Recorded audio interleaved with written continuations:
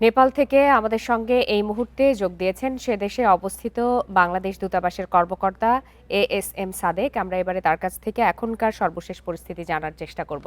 জনাব এএসএম সাদেক, আপনাকে স্বাগত জানাচ্ছি ইন্ডিপেন্ডেন্ট টেলিভিশনে। খুবই মর্মান্তিক এবং ভয়াবহ একটি প্রাকৃতিক দুর্যোগের ভেতর দিয়ে যাচ্ছে বর্তমানে নেপাল। সেক্ষেত্রে নেপাল এবং তিব্বতে এই ভয়াবহ দুর্যোগে এখন পর্যন্ত কোনো বাংলাদেশি নাগরিকের তথ্য আপনারা পেয়েছেন কিনা? না, আমরা এখনো পর্যন্ত বাংলাদেশি ধন্যবাদ আপনাকে। এখনো পর্যন্ত আমরা কোনো বাংলাদেশি নাগরিকের তথ্য আমরা পাইনি। আমরা গতকাল থেকেই এই ঘটনার পর থেকেই নেপাল ট্যুরিজম বোর্ড এবং এখানকার যে দুর্যোগ ব্যবস্থাপনা যে সংস্থা, ন্যাশনাল ডিজাস্টার রিস্ক রিডাকশন, ওনাদের সঙ্গেও আমরা কয়েকবার যোগাযোগ করার চেষ্টা করছি। ওনাদের তথ্য মতে আমরা এখনো পর্যন্ত কোনো বাংলাদেশির তথ্য পাইনি। সেক্ষেত্রে এই মুহূর্তে নেপালের সার্বিক পরিস্থিতি আসলে কেমন, এবং যেই অঞ্চল এই যে এরকম যে অঞ্চলগুলো এরকম ব্যাপকভাবে এই প্রাকৃতিক দুর্যোগের শিকার হলো, সেখানকার সার্বিক পরিস্থিতি কেমন? আপনারা কি ধরনের তথ্য পাচ্ছেন?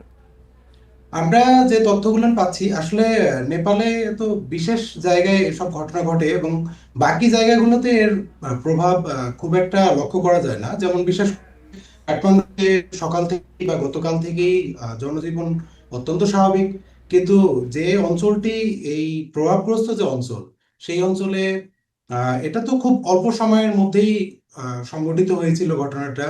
এবং আপনারা জানেন যে এই পাহাড়ি নদীতে যখন এরকম কোনো ঢাল আহ বয়ে যায়, তো সঙ্গে সঙ্গে তার ক্ষতি যে হয়, এই ক্ষতিটা খুব বেশি সময় ধরে তো সেখানে আসলে আপনার পাহাড়ি ঢল অবস্থান করে না, উপর থেকে পানি নিচেই নেমে যায়। বাট এটার মধ্যে যে জিনিসটা ছিল যে আপনার কাদা এবং সাথে পাথর। এখন যে অঞ্চলটি প্লাবিত হয়েছিল সেই সময়ে ওই অঞ্চলটি পুরোপুরি মোটামুটি কাদায় আচ্ছন্ন, এবং সেখানে নেপাল সরকার কর্তৃপক্ষ এবং রেড ক্রস সহ অন্যান্য বেশ কিছু সংস্থা উদ্ধার কার্যক্রম চালিয়ে যাচ্ছে আর কি, সর্বশেষ যে তথ্য। জি, সেক্ষেত্রে তো নেপালের পাশে দাঁড়ানোর আশ্বাস দিয়েছেন বাংলাদেশের প্রধানমন্ত্রী তারেক রহমান। এ বিষয়ে বাংলাদেশ সরকারের পক্ষ থেকে কি ধরনের উদ্যোগ এখন পর্যন্ত নেওয়া হয়েছে? বাংলাদেশ সরকারের পক্ষ থেকে গতকাল রাতেই এ ধরনের একটি প্রস্তাব দূতাবাসের মাধ্যমে প্রেরণ করা হয় নেপাল অথরিটির কাছে। বাট এখনো পর্যন্ত নেপাল অথরিটি এই ব্যাপারে কোনো ধরনের কোনো গ্রিন সিগন্যাল না দেওয়ায় এখনো পর্যন্ত আমরা এই ব্যাপারে কোনো নতুন কোনো তথ্য ঢাকাকে জানাতে পারিনি।